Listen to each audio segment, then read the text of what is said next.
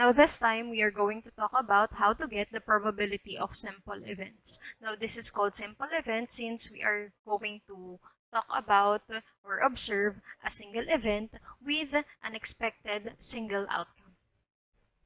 Probability of simple event is denoted as P of E, which means probability of an event. Now how do we solve for this? So we simply count the cardinality of E over the cardinality of S. Now let me explain what's the meaning of this cardinality here. Or what are we counting since we're talking about cardinality? So that's the meaning of N here, the number. And the number of E or cardinality of E means we are counting the favorable outcomes. When we say favorable outcomes, these are the outcomes which are aligned to the event that we are observing.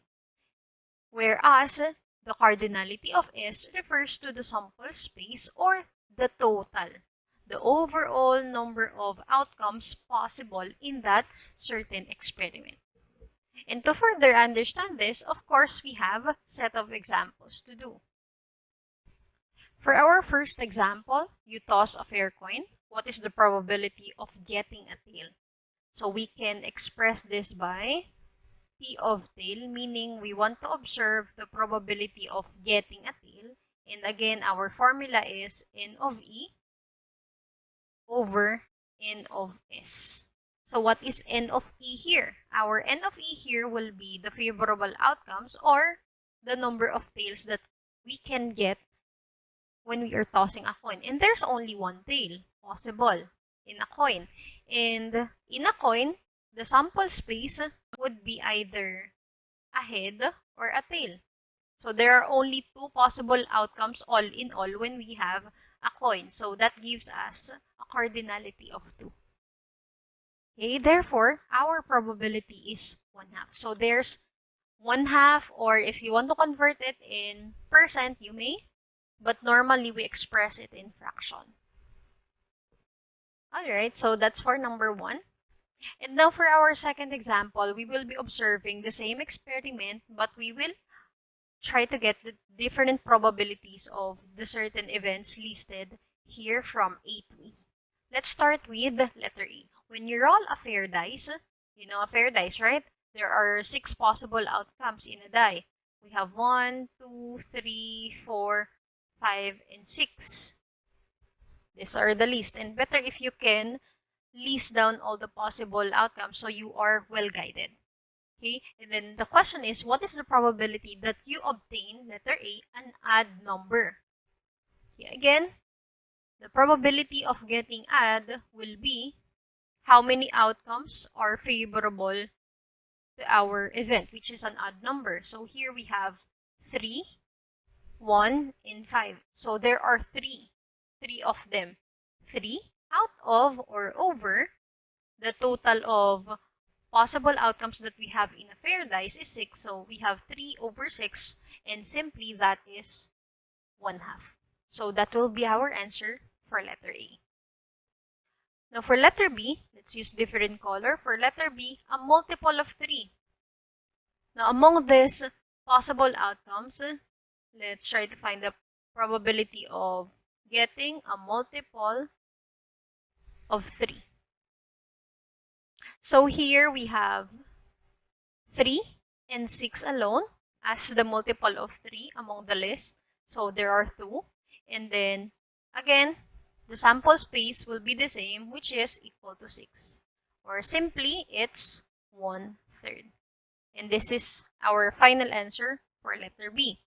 Now for letter C, we just want to observe what's the probability of getting a 2. Obviously, among the list, we only have 1 copy of 2. So therefore, the favorable outcome is just 1, and the total possible outcomes is still 6. That gives us the answer, which is 1/6.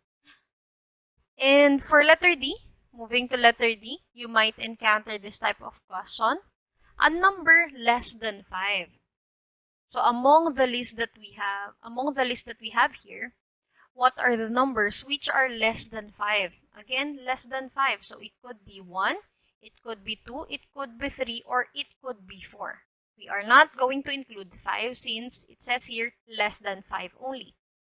So that gives us the probability of getting a number less than 5. A number less than 5, which is 4 out of 6. Again, 4 because we have 4 here, which are less than 5, and then 6 as our sample space, or simply 2/3. And lastly, let's try letter E. A number greater than 4. So what is the probability that we obtain a number greater than 4? Now, what are those numbers which are greater than 4? Okay, greater than 4. Okay, among the list, we only have 5 and 6. So there are 2 favorable outcomes out of 6, or that is also 1/3. There you go, as simple as that. So you just need to be careful on selecting what will be the favorable outcomes and of course the total number of sample space. So now it's your turn. Kindly try to answer the following. A bag contains 6 red sweets and 14 blue sweets. A sweet is taken at random from the bag.